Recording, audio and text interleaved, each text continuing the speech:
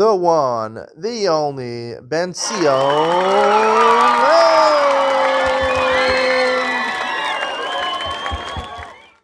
Good afternoon and welcome to Yeshiva YouTube, Iyun with Benzion. Today we're doing Benzion Gittin, Daf Yadalit. I want to talk about a Gemara over here on Yadalit and Aleph. The Gemara tries to figure out the reason for Ma'amid Shlashton. Basically, Ma'amid Shlashton is when you have three people in a room, Reuven, Shimon, and Levi. Either it's a halva. Shimon owes money to Reuven. Reuven says, the money you owe to me, give to Levi. Just by saying that, in the presence of all three people, it works. And now Shimon owes the money to Levi. Or if it's a pikadon, Reuven is holding on to a deposit, he could say, or he wants to give a matana. He can say, Shimon is holding a deposit. And Reuven says, give the deposit to Levi. It's Reuven's object, is deposited by Shimon, give it to Levi. It works. That Levi is now acquires that object because they're all in the room together. The Gemara says there's no reason. We don't understand. It doesn't mean there's no reason for it. It just means we don't understand the reason. Just like Allah it makes sense. We just don't understand the reason. We can't fathom the reason. When Mashiach comes, he'll tell us the reason. But right now we can't understand the reason. And then the Gemara records an interesting story. The Gemara there were a bunch of gardeners working for a rich guy, a rich gvir, a rich man, had a beautiful backyard, a beautiful front lawn. He hired some gardeners to take care of it, to plant some nice tulips over there, some nice carnations. And, they had to pay for the flowers. Obviously, the Balais gave them money to deal with these things. And he also paid them a salary. So at the end of the day, they're making calculations. And by mistake, there ended up one of the gardeners, there were numerous gardeners over there, one of the gardeners had an extra 5 coins that didn't really belong to him, really belonged to the Baal Habayis. So the fellow gardeners took control of the situation. They were jealous, obviously. So they said, in front of the owner, he said, we're transferring the ownership of those 5 coins to you. And the Gemara says it works. It works because of my mishlashta. Now, first of all, the question is, how could they transfer the money of the other person? It doesn't say that he said it. The other gardener said for him. Now, you could say that all the money of the gardeners is pooled together, and therefore they all control it together. So most of them wanted to give it over, so it works. The Gemara says Kona over here. And the Gemara says, and also he made a kinyan chalipin. That was just to make sure it was a valid kinyan. The kinyan chalipin, the Baal Habayis, the owner of the house, picked up a yarmulke, he picked up something, a handkerchief, and he was Kona the money through that, which is a real official kinyan. And then he finds out when he was checking again that he didn't have an extra 5 coins. It was a mistake. So he basically gave away 5 coins that was his. So he went to Rav Nachman. Rav Nachman says, nothing you can do about it. My Mishlashin is Kona. Not only that, but you also did Kinyan Chalipin. And Rava pointed out to Rav Nachman, no. It wasn't that you got the facts wrong. It was a mistake. So Rav Nachman was a mistake, says Kinyan Matos, so it's Choser. The Chalipin was done Betos. The Kinyan, which was the Chalipin, was done by mistake. It's Choser, just like a Mekach Tos, right? You buy something, you didn't know it costs a certain amount of money. So it's Choser. It was a mistake. If I would have known that, I didn't know the money, I would never have given the 5 coins. So it goes back. Now, the Gemara does not say what happened to the Mai Mishlashtan. So you could say Mai Mishlashtan Betos is not Kona also. The problem is that Mai Mishlashtan doesn't make any sense. You can only apply the reasoning of Chalipin Betos doesn't work is because it's something which makes logical sense. Kinyan Chalipin transfers ownership. If it was done by mistake, he didn't mean to transfer ownership. Mai Mishlashtan, there's no reason for it. So you can't say Mai Mishlashtan because it was done by mistake. He didn't mean to do it. It doesn't make a difference. It happens. Halacha below taima.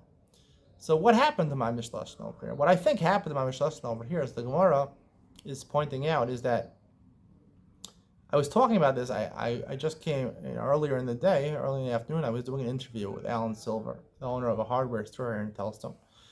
It'll be premiering on Saturday night on Jewish Money, as part of my Jewish Money series.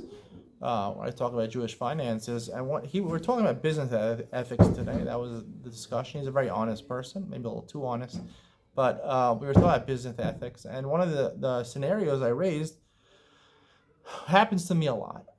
Sometimes you go to the store and they put something extra, in one time they gave me an extra chocolate bar. One time I bought some rib steaks, and the person didn't weigh it. He charged me 1 shekel for something that was cost 150 shekel. My wife says, give it back. I didn't want to give the money back. Listen to my wife. She said, he won't take the money back from you. He did take the money back. I would also, 150 shekel.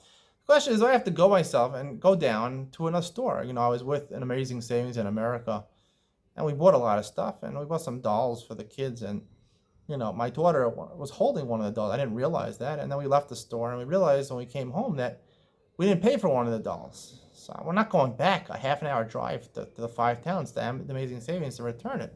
My wife was insisting that we have to go, or she told my parents. My parents decided it was the right thing to go back. But, are you supposed to do it? What's the Torah's perception that you have to make myself, if it's, they'll obviously look at their inventory at night, realize they didn't get the money. They have the obligation to go after you. It's not my obligation to go back and be a tzaddik, to be a goody-goody. It's not my obligation to do that. I don't have to travel out of my way. I don't have to exert myself to do that. And I'm trying to figure out whether it's the right thing or not. Most people would say go back. From Jewish people would say go back. Most people in the regular world would say no. I'm not wasting my time being a goody-goody. And I sat like with the rest of the world, but I didn't know. But from this, I didn't know what the real answer to this question is. But from this Gemara, I think it's pretty evident. I think what happened over here, Maimon Shlashton over here, is that it was one of the gardeners. There were 4 gardeners, let's say. One of the gardeners had extra money. So the other gardeners, they did the Maimon Shlashton for him. And originally, right, we thought in the Gemara that it's valid. It's valid Maimon Shlashton. I'm not going to.